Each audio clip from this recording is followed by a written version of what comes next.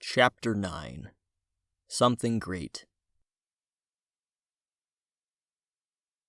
That night, Marlowe and Helga lit torches all around the village, brightening the sands as the pearl of the moon rose on the horizon and cast the flatlands surrounding the village in a barren, pale light. Marlowe trundled from group to group like he had done his first day here, only this time with a cup of dubious alcohol in hand, and reeling in the wonders of a doused celebration as a mild buzz played in his head. Kids played tag and hide-and-seek, carrying lanterns to guide their way. Some put theirs down and sneaked in the shadows, jumping out and screaming at the others and scaring them. They ran far out of the village, like lightning bugs floating in the night. Their parents, or guardians, he still wasn't sure what the relation amongst these people was exactly, called their names, telling them that supper was still going. The buffet the adults referred to roasted over a massive bonfire in the center of the village. Slabs of sticky red meat sizzled in metal pots, skillets, and pans.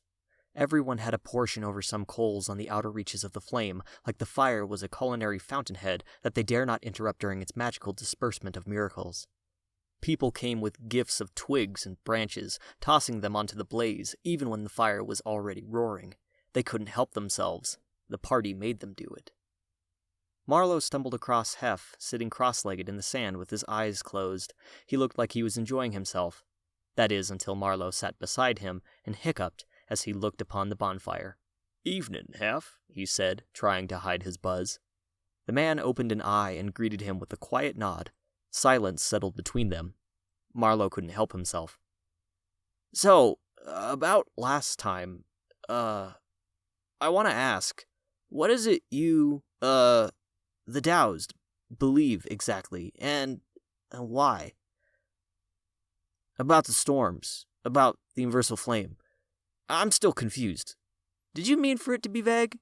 He narrowed his eyes and waited. "Wish not to discuss your actions on the hunt, The wildfire, your selfishness, your poly-women friends?" Marlowe lowered his head. "I supposed not," Hef continued. "As for your question, I assume you ask again to prove your people correct? Why the Civil War happened, is that what you're asking me? Why war and pacifism do not cohabitate? It feels as though our discussions will always turn back this way, if I allow them." Marlowe swallowed. "I guess a bit, huh?" He sat up straight. "What was it, though, specifically? Difference in philosophy? Power? What? You're the man who was behind it all, aren't you?" "I know of my purpose as Sherpa to the doused. As for my reasons for leaving, it was an assortment of everything, I suppose." He opened his eyes and looked at the counselor. "Were you not alive for it not long after it happened? Did you not receive education on the matter? Why come to me for repetition of history, especially not when it appeals to your bias?" The stars looked down on the festival with jealousy that they could not be there. Marlowe replied, "No, I've read up on it. I just wanted to hear it from the other side. Your side. We started getting into it last night, and I wanted to pick at the scab a bit to see what you'd let bleed." Hef scrunched his face. "And you believe me to have a different account than your people?" "Anyone here could have a different account about the war, right? I mean, you're doused. Nothing to do with a lot of us across the plains. Who knows what everyone is like here, what they really believe, how varied their opinions are. I bet the older folks are more bitter. Children don't know any better. What about their leader? What's he think?" "It is because of the way the council operates as an agent of nature's wishes, counselor. Might I ask, how have our people been treating you?" Marlowe frowned. "Are you trying to change the subject?" Hef waved a gentle hand at the ground. "Not at all."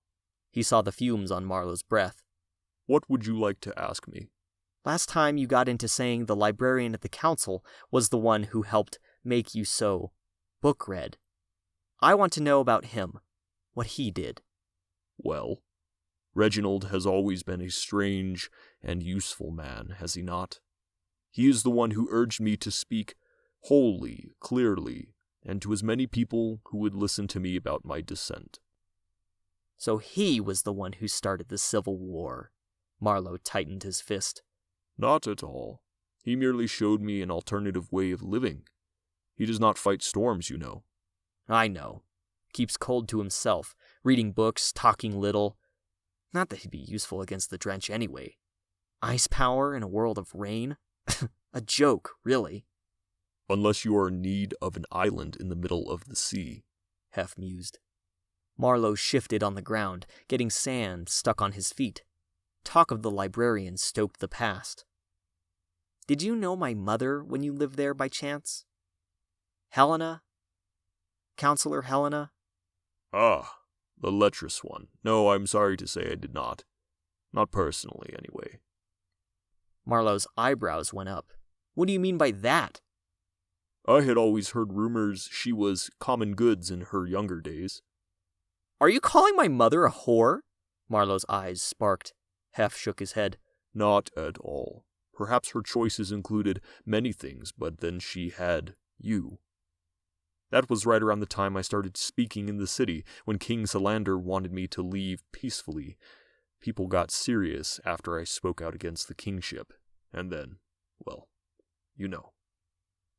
Marlowe turned toward him, tuning out the fire, the playing kids, everything. Do you even care that we help you people? I suppose some among us would call it fortune. But not you? Hef looked back at him, mocking his disdainful expression with his own pouty lips. He closed his eyes and focused on the heat of the fire. Hef, are you so proud you won't admit how bad the war was for your people? How much you need us now? I am giving you my side, Counselor. That is what you desired, was it not? And yet it feels as though we speak in circles every time I have traded thoughts with you. Then I wonder if it is truly my fault you won't speak plainly. The counselor felt the spark in his eyes transfer to his palms. Sweaty skin. He white-knuckled his fists. But before he could make a move he'd regret in the morning, Freddy approached from the darkness, gnawing a rib bone on his way back to the fire to grab another scrap. Hef waved at the boy, getting his attention. Freddy, just the man we needed.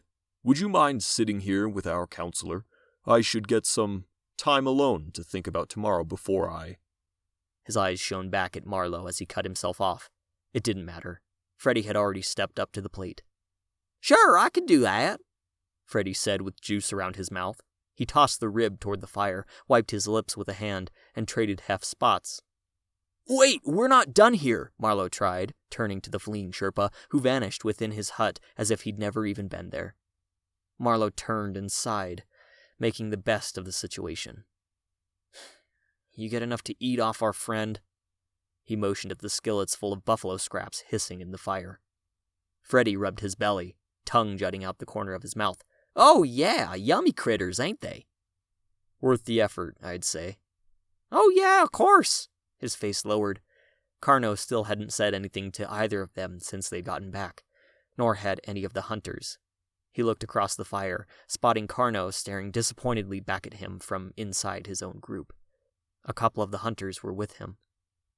Polly Marlowe, can I ask you something? He turned to the counselor. Yeah, Marlowe replied absent-mindedly as the fire roared. How do you like a life with Flame? It been a good life? Marlowe glanced at him. The houndhand's eyes widened with the curiosity of those children running around in the dark. He felt his stomach tug.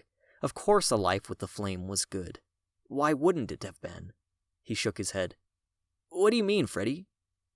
Like from earlier today? Don't you enjoy this life, being doused? He spun his arms around the village, at this village created by an arrogant, parasite, pacifist revolutionary. His head buzzed with angry bees. I guess so. I just wondered what something else was like, that's all. What you feel and all. I wonder the same things about this place, Freddy.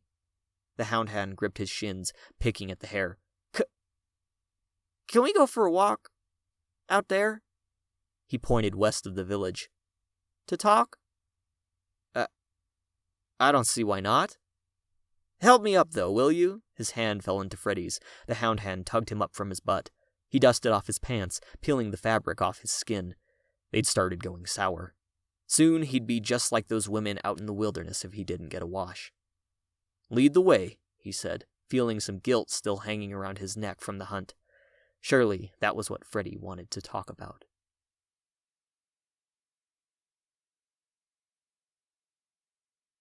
On the outskirts of the party, past the children and adults, and Helga, who'd briefly inquired about their destination, Marlowe and Freddy strolled out into the night blue desert like headed out for a smoke to discuss the meaning of life after dinner rush. Nothing exchanged between them except their unsettled groans at the howling distant wind. A faint glow came from the south behind the dunes, but neither of them noticed it much, for it was the stars that guided them on their path. Marlowe gazed at the seemingly endless desert staring back, growing nervous that it might swallow him if he lost his way. Freddy kept moving west, not looking to check if his friend was still behind him. They eventually came to a rock jutting out from the sand, like an island in a vaporized seabed. Freddy went over and pressed his hands against it. He looked back at Marlowe before starting up one of the crevices, hooking his feet in the holds, and clambering up with such acrobatic ease it made Marlowe feel out of shape just watching him. Once the hound hand got on top, he waved his hands over his head. "Come on up!" Marlowe came to the rock and started up it, pinching his fingers hard in the lines Freddy had traced along with his hands. Sweat coated his palms and fingers. He slipped a couple times, catching himself with a heavy heartbeat. But he still made it up, albeit a bit slower than the hound hand. The starry night seemed much closer, as though they had climbed a mountain instead. Freddy sat, tucking his legs under his chin. He tightened his arms around them and kept still. Marlowe joined, sitting with his legs folded under him. Storms continued building, but stayed in the distance.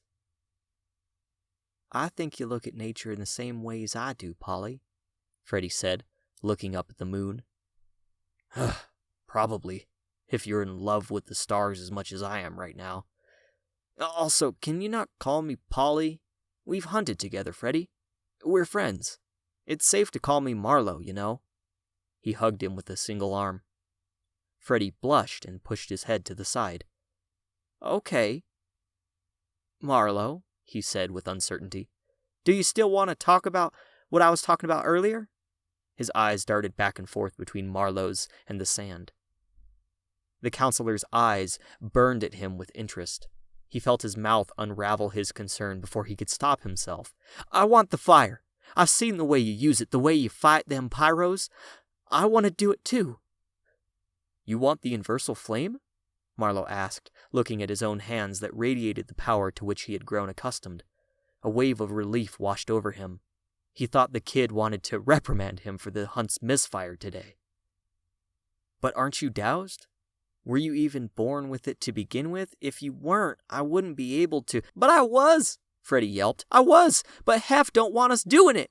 He says it ain't the doused way!" Marlowe raised an eyebrow. "You have the flame?" "Most doused do, but some are trained to use it. Helga, for instance. She can." "They didn't train you?" He shook his head. "Why not?" "'Cause I'm a better hound hand, Hef always told me. Said I was too precious to fight our battles or grab our waters, 'cause my heart," he choked up, "is made to lose the flame." "Made to lose the flame?" Marlowe parroted, disbelieving the answer. His eyes flicked around Freddy's face. The kid looked simpler in the night. "When did they make you a hound hand?" Young. When I was small after," Freddy gulped. "Mom and Pop passed on." "I'm sorry. My parents, they weren't around much either. Dad's a drunk. Mom, well, she's a whole other issue, really." Freddy muttered, losing his voice to some shackling tears wound up behind his eyes. "Mom died not long after I was born. Heat got her. Fire inside her guts. Dad walked into the desert, left me. Hef told me they found him in the sand, miles away from here." He shook his head, denying the feeling of loss like it would only bring him shame. He wiped a tear from his cheek and turned to Marlowe. "Everyone else raised me from then on, you know? I still think about him all the time." Marlowe nodded like he was listening to Doyle. "I know exactly what you mean." He looked up at the clear night sky. A snapshot of Doyle's burned face sparked in his mind. He rubbed his hands together, feeling the heat beg at his nerves. He hushed the feeling, but it only roared back like a wave crashing on the shore. "You know, Freddy, even with you being doused, I could teach you some. Teach me? Freddy said. The fire? Like you? He was suddenly excited, like he was about to open his first birthday present ever. Can you show me? I can show you, easy. Marlowe snapped his fingers. A little flame danced between them. Simple as that. Freddy snapped, expecting the power to come to him just as easily. Nothing, not even a puff of smoke. He lowered his hand down to his ankles, head following suit.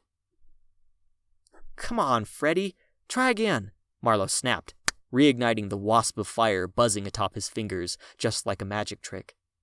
Fine, Freddy said, but this is gonna take a while. He breathed in deeply, smelling the crisp night air.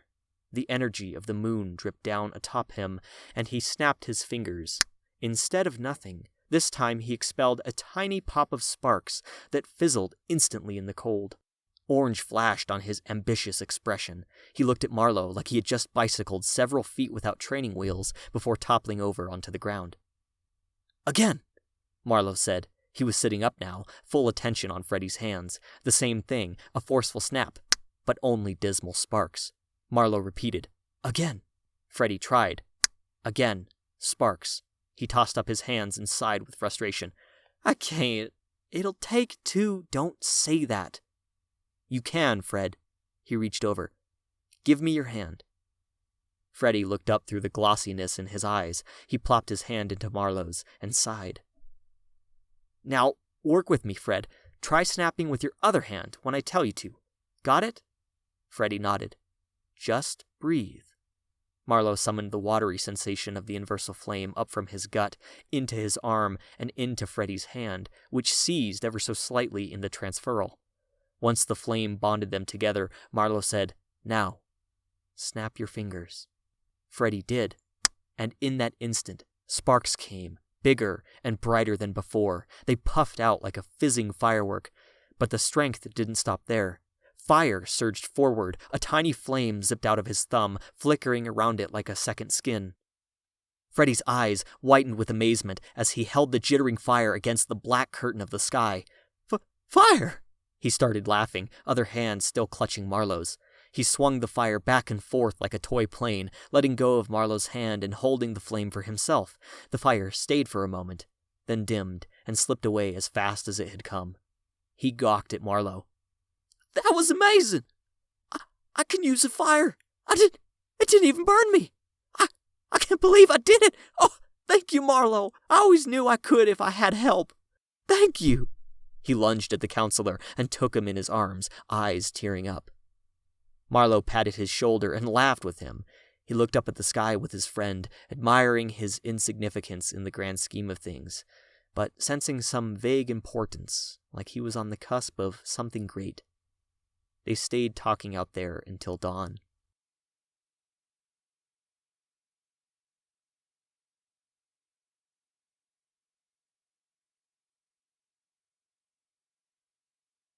But off to the eastern mountains, separating the doused from the council, tucked away on a small overhang in the dim light of a dying fire, sat a figure watching the entire western expanse, waiting for that greatness to come crashing down on that fruitless, job-stealing prick. A wave of flame tore in from the south about 15 miles away from the village, still hidden by the hilly terrain rolling down into the desert. The figure chewed on something, their eyes flicking back and forth between the inferno and the village. When the remaining lights doused completely in the desert, all that remained was the jagged line of orange to the left, spewing hidden smoke that blended in with the clouds, like some monster creeping in without anyone aware of its presence. Giving them all the more reason to resent the fire, he said. One hell of an ambassador, I'd say. The figure leaned into the light, revealing a long, gaunt face that looked vaguely aristocratic. Lines where his cheeks sank in cast deep shadows like his face was just a skull, and the blackness of his eyes shimmered in the crackling glow of the campfire. His council clothes were vaguely orange in the low fire's light. He reached into the coals, plucked out a red-hot ember, and tossed it into his mouth, chewing it as sparks whisked out between his lips. Steam leaked out his nostrils, making his eyes water. He swallowed, watching the fire continue on its path. A look of decisive victory swept over him. Exultation from the knowledge of his time here tonight made him sit upright with anticipation for some future event, like seeing an asteroid hurtling through space toward a planet, unable to be stopped. Only the planet's name was Marlowe, and he was the asteroid. "See you lie your way out of this, you sniveling bastard," he muttered, eating another coal hors d'oeuvre as the fire burned closer to the village.